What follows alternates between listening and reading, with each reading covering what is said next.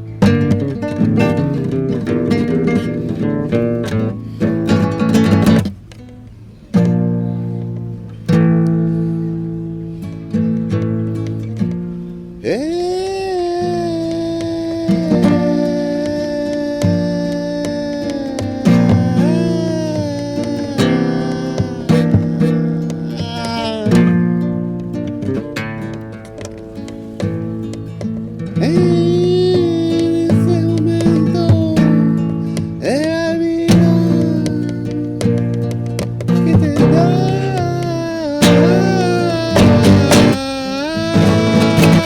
fuerza y sentido de charlar con los árboles y escuchar el sonido del señor Nono.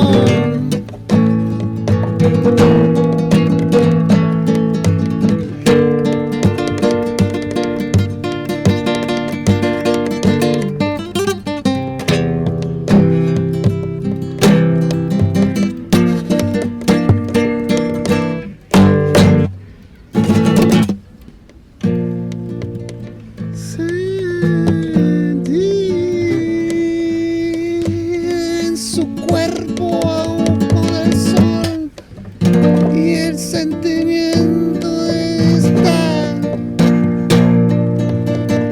en el sueño, la música.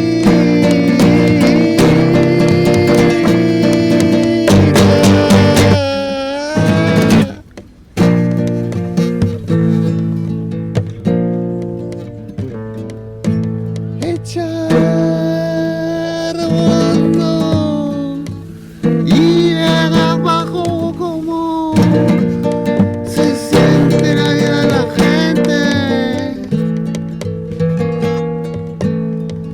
en esta tarde en el barco.